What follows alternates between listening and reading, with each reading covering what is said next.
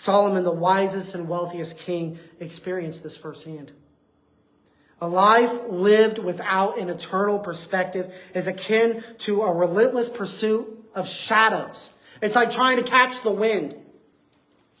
We chase after success and pleasure and recognition only to find that they slip through our fingers like sand. Every earthly ambition and desire, no matter how grand, is temporary and unsatisfying. The reality is that if this life is all that there is, then our existence is fleeting. It's devoid of any lasting significance.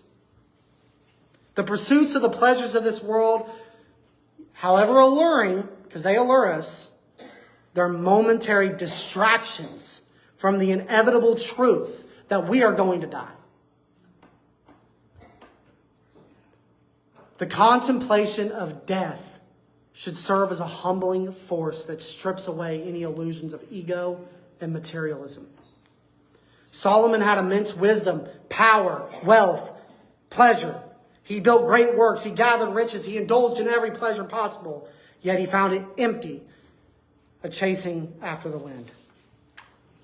John Piper, about 2 decades ago, gave a message at a youth event called the Passion Conference. He gets up there, he's in front of thousands of youth students that are coming to this Christian festival to get edified. He looks at them and he tells a story. He says that there was these 2 missionary women, elderly women, never married, gave their lives to be missionaries in rural Africa. And one of them was in their 80s. And he said they got news just a week ago that these 2 missionary women were driving along in Africa and they abruptly died in a car accident. They died in a car accident. 80 years old, no fanfare, spent their whole lives as medics in these unreached areas of the world, giving the gospel to people. And then he pulled out an article from Reader's Digest. And he read this article, and it was about retiring young. And he read about a couple who worked hard, retired in their early 50s, and now they spend their days traveling along coastlines in their RV, collecting shells at beaches. 2 stories. And then he asked one of the most profound things I've ever heard in my life.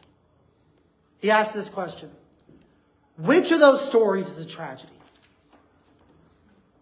Which one of those stories is a tragedy? Well, it depends on our perspective. If our perspective is to milk this life as much as we can and get as much for ourselves as we can, well, then I suppose that the women who gave up everything to make Christ known in these rural parts of Africa, and then just died abruptly, no fanfare, anticlimactic, I suppose that was a tragedy.